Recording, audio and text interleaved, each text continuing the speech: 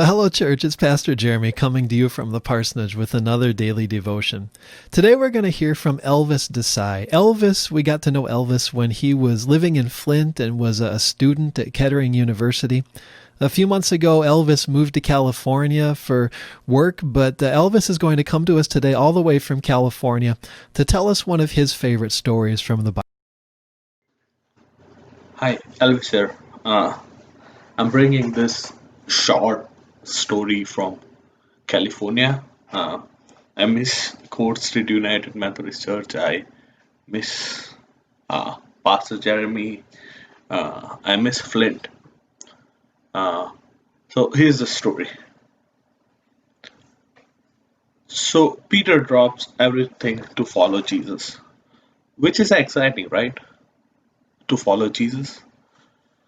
Until one day you realize you can't see him at all. So Jesus wanted some time alone to pray. So he sent the disciples ahead of him to cross the Sea of Galilee. Now I can almost hear the disciples thinking, wait a second, uh, you caught us to follow you wherever you go, and now you're leaving us alone in the middle of the sea. Can I say something that a lot of us are too afraid to admit? Sometimes Jesus doesn't feel too close. Sometimes after you dropped everything to follow him, it suddenly feels like we are drifting alone, wondering why Jesus isn't with us anymore. Well, things only get worse for the disciples. Not only they have been sent ahead without Jesus, but sudden a dark, ferocious storm unleashes on them,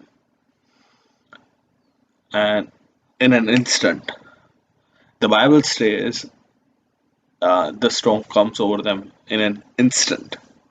A lot of things can happen in an instant. Someone you trust lies to you, or you flunk out, you just fail a subject. Uh, your parents tell you you're getting a divorce, you get diagnosed with something, your loved one dies, you lost your job, or maybe your day is just interrupted by a storm of dark thoughts, and you feel like you're going to sink, especially when it seems Jesus is nowhere to be seen.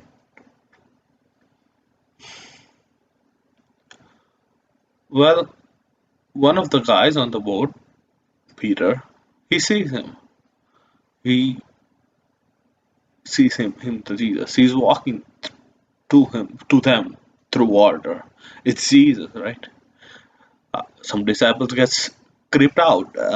Is this a ghost or is this something evil happening? And it's Peter who stands up and says, Jesus, if that's you, call me, call me to you on the water. And Jesus responds, come. And Peter does it. He steps over the side of the uh, side of the boat, and walks on water. What a miracle! And until Peter remembers, wait a second, we are on a storm, we are in the middle of the storm, and he takes his eyes off Jesus. And that's when Peter sinks. Now, follow the story here. As long as Peter was staring at the problem and not at Jesus, he drowned. And when we think when our trouble is bigger than Jesus, then we sink. As long as we focus our eyes on that bad news, that broken relationship, uh, uh, instead of looking at Jesus, we're gonna sink. When we shift our focus to the problem rather than Jesus, we'll sink. But Bible says Peter shouts out to Jesus, Jesus, save me. And boom, Jesus is there in flesh and pulls him out of the. He saves him out from the storm. He saves him when Peter realizes he was in hopelessness.